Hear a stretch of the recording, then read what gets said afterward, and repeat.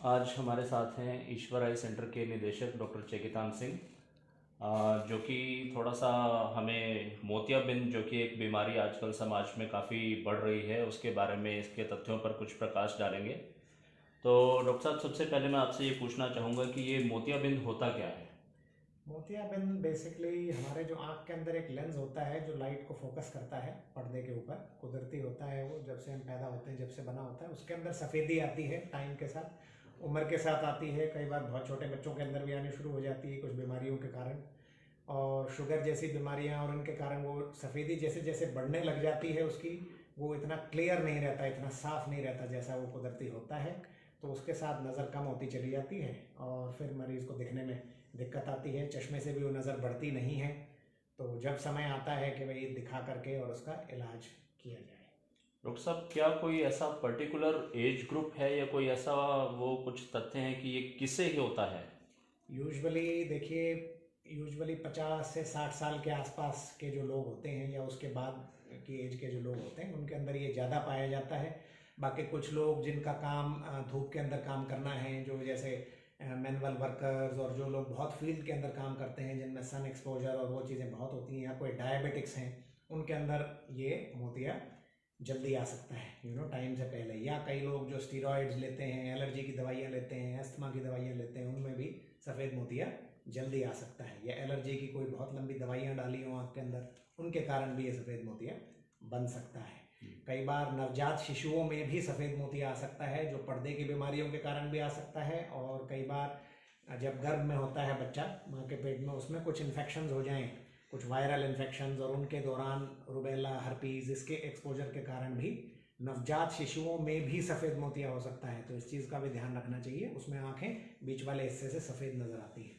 ऐसा कभी हो तो इमीडिएटली डॉक्टर को दिखाना ज़रूरी है। ये बहुत ही महत्वपूर्ण जानकारी आपने हमारे साथ शेयर की, क्योंकि अभी तक ऐसी ही कुछ भ्रांतियाँ थी कि ये उम्र के हिसाब से होता है, लेकिन जैसा कि आपने बताया कि नवजात शिशुओं में भी हो सकता है, तो ये बहुत एक महत्वपूर्ण जानकारी है।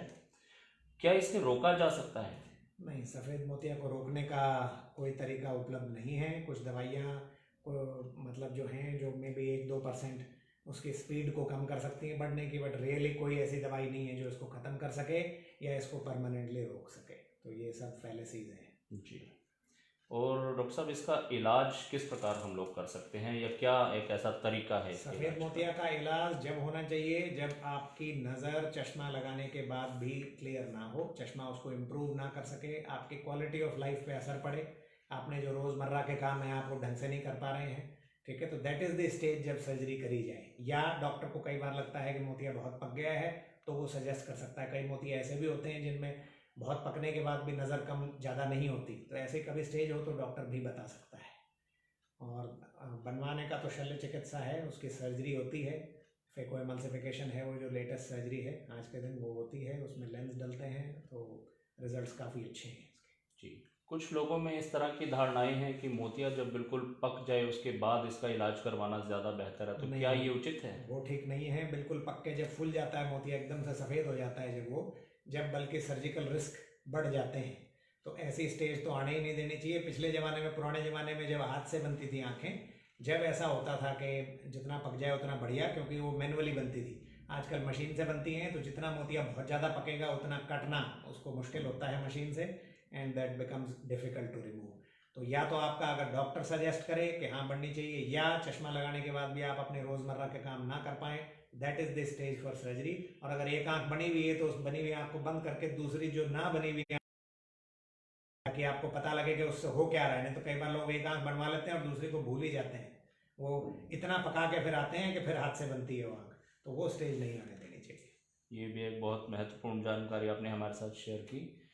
अच्छा, कुछ रोज़मर्रा की अपने जीवन में इसके क्या लक्षण हैं जिससे हम पहचान सकें कि ये मोतिया हो गया है? वही जैसे मैंने आपको बताया, धुंधला दिखना, जी। अपने नॉर्मल काम ना कर पाना, चश्मे से भी नज़र ना बढ़ना। जी। हालांकि धुंधला दिखने और इन चीज़ों के बहुत से कारण हो सकते हैं, तो ऐसा नहीं है कि सिर्फ सफ़ेद मोतिया ही है। अगर आपको शुगर है, बीपी है, तो पर्दे की बीमारियां भी हो सकती हैं। टाइम के साथ, उम्र के साथ पर्दे की बीमारियां, काला मोतिया, ये सब बीमारियां शुरू हो जाती हैं।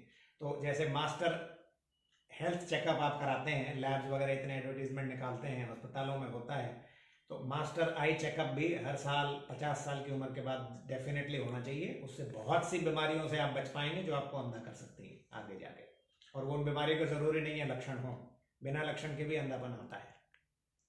आज के टाइम में जो हम अपनी कुछ नवीनतम तकनीक्स इसकी कुछ ऐसी आई हैं जो पहले से कुछ ऐसी बेटर हुई हैं या जिसके थ्रू हम इसे करवा सकते हैं, कुछ बिल्कुल ऐसा है? टाइम के साथ एक तो हमारा हॉस्पिटल जब ये फेकोएमल्सिफिकेशन प्रक्रिया शुरू हुई थी तो हमारा hospital one of the earliest hospitals था जो ये प्रक्रिया जिसने शुरू करी थी, हरियाणा में one of the earliest hospitals. और टाइम के साथ जो लेटेस्ट मशीनें आती गई हैं वो हम लेते गए हैं। ऑफ कोर्स टेक्नोलॉजी हम वो लेते हैं जो टेस्टेड और ट्राइड हो, कोई ऐसी नई चीज़ नहीं जो अभी एक्सपेरिमेंट जिसका चल रहा हो। तो हम टेस्टेड ट्राइड और जो बेस्ट टेक्नोलॉजीज हैं जिनसे वाकई में मरीज़ को फ़ायदा हो वो हम इस्तेमाल करते हैं। Johnson and Johnson signature pro है हमारे पास, जो आज के दिन की one of the leading machines है फेकोएमल्सिफिकेशन की, जिससे हम ये प्रक्रिया करते हैं। और किसी अस्पताल में रोहतक में ये पर्टिकुलर मशीन अवेलेबल नहीं है, और कुछ गिने हुए अस्पतालों में थ्रू आउट इंडिया ये मशीन अवेलेबल है। And one of the safest cold phaco जो एक टेक्नोलॉजी होती है वो इससे होती है। तो बिना चीरे को गर्म किए ये जो है it is a much safer technology जिससे हम करते हैं। और जो हम लेंसेज भी यूज़ करते हैं वो भी जो बाकी जहाँ भी ओवरऑल हॉस्पिटल में यूज़ हो रहे हैं, जिस पर्टिकुलर सेगमेंट में जो हम लेंस यूज़ कर रहे हैं वो उस प्राइस पॉइंट पे we try to give the best quality ताकि patient gets the best vision for the longest period of time. और सिर्फ मशीन बहुत इंपॉर्टेंट होती है, लेंस बहुत इंपॉर्टेंट होता है, और करने वाला भी बहुत इंपॉर्टेंट होता है इसके अंदर। सर्जन की क्वालिफिकेशन, सर्जन ने कहाँ से ट्रेनिंग करी है। Like I have train from Shankar Nethralaya Chennai, जो आज साउथ ईस्ट एशिया का one of the top most hospitals है। वहाँ हमें एक एक चीज़ हाथ पकड़ के सिखाई जाती है, और इतना क्वालिटी ओरिएंटेड अस्पताल है वो कि छोटी से छोटी चीज़ों पे को नज़रअंदाज ना करना, ये हमें वहाँ सिखाया जाता है।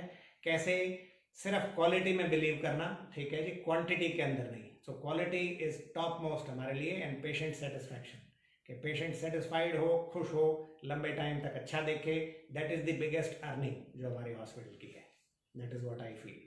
जी, तो मेरे हिसाब से ईश्वर आई सेंटर में ये सभी तकनीक उपलब्ध हैं। सभी आपके जो डॉक्टर्स हैं वो भी आई थिंक ट्रेंड हैं, जैसा कि आपने बताया। बिल्कुल। तो और कुछ ऐसा ईश्वर आई सेंटर के माध्यम से आप ऐसा क्या संदेश देना चाहेंगे एक आम पब्लिक को? हम ये देना चाहेंगे कि हमारे स्पेशलिस्ट फुली स्किल्ड हैं, फुली ट्रेंड हैं, बेस्ट से बेस्ट इंस्टीट्यूट से, ईमानदारी से हम काम करते हैं, ठीक है जी। और सिर्फ पेशेंट को ही अपने सेंटर ऑफ जो हमारा एक ही मतलब समझिए मुद्दा है जिस पे हम काम करते हैं कि पेशेंट सेटिस्फाई हो, उसका काम अच्छे से अच्छा हो, लेटेस्ट टेक्नोलॉजी से हो, जो लेंसेज यूज़ हों बेस्ट से बेस्ट यूज़ हों, अपनी तरफ से कोई कंजूसी ना करी जाए पेशेंट के केयर में, so that he remembers for life कि उसका इलाज कहाँ हुआ, एंड वो खुश रहे। That is what we am for.